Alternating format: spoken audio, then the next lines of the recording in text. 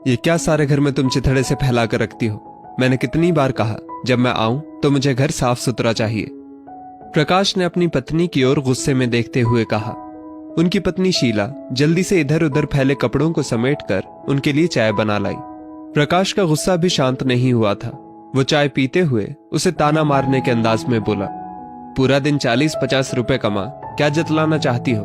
मैं घर का खर्चा नहीं चला सकता, तुम्हारी 2 टके की कमाई से ही घर चलता है। आप भी ना, पता नहीं क्या बेतुकी बातें सोचते रहते हो।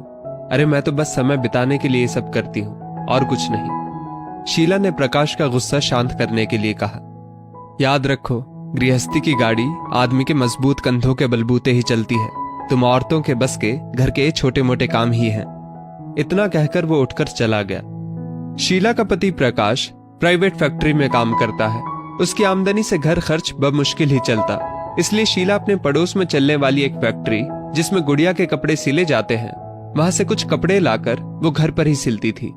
इस तरह से वो हर महीने 2000-3000 रुपए कमा लेती। उनसे घर के जरूरी खर्चे निपटा वो कुछ पैसे बचा भी लेती थी। ये बात प्रकाश को भी अच्छी तरह मालूम थी कि उसकी कमाई से घर का खर्चा नहीं निकलता, लेकिन अपने पुरुष दंभ में उसने कभी भी अपनी पत्नी के योगदान को स्वीकार नहीं किया।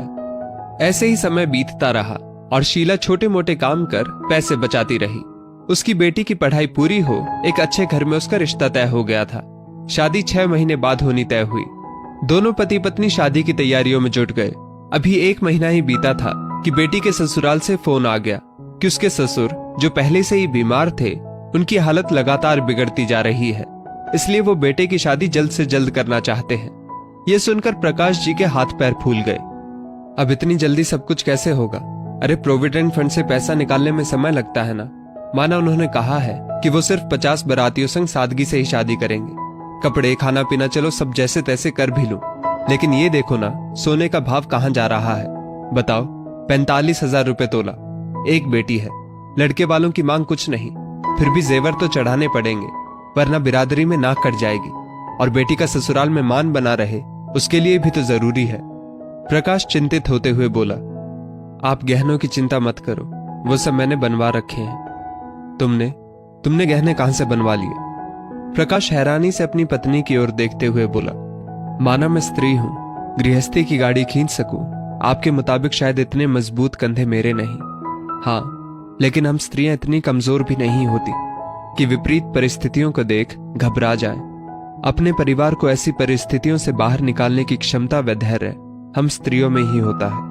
हाँ, और ये सब गहने मैंने अपनी उसी 2 टके की कमाई से बनवाए हैं, जो इतने सालों से मैं कमाती आई हूं, अपनी उन्हीं 40-50 रुपए की कमाई से। और हाँ, मन्नू के साथ ही उसके होने वाले सास ससुर के लिए भी मैंने एक एक चीज बनवा रखी है।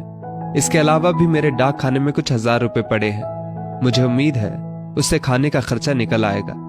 शीला ने अपने पति की आंखों में देखते हुए शांत किंतु सशक्त आवाज में कहा। अपनी पत्नी की बात सुन प्रकाश से कुछ कहते नहीं बन रहा था। अपने पुरुष दंभ में जिस पत्नी के सहयोग को देखकर भी वो अनदेखा करता रहा, आज उसकी उस छोटी सी कमाई व बचत ने उसे इस विकट परिस्थिति से बाहर निकाल लिया और साबित कर दिखाया, स्त्रियां गृहस्थी की गाड़ी बखूबी अपने कंधों पर खींच सकती हैं। दोस्तों, समाज में महिलाएं चाहे कितनी भी तरक्की कर लें, लेकिन जब बात आती है घर को चलाने की, तो कहा जाता है कि पुरुष के बिना गृहस्थी की गाड़ी नहीं चल सकती। एक स्त्री कामकाजी हो या ना हो, लेकिन एक मकान, घर स्त्री के सहयोग व समर्पण से ही बनता है। इस स्टोरी को लेकर आपकी क्या राय है? नीचे कमेंट करके जरूर बताइएगा। और धन्यवाद।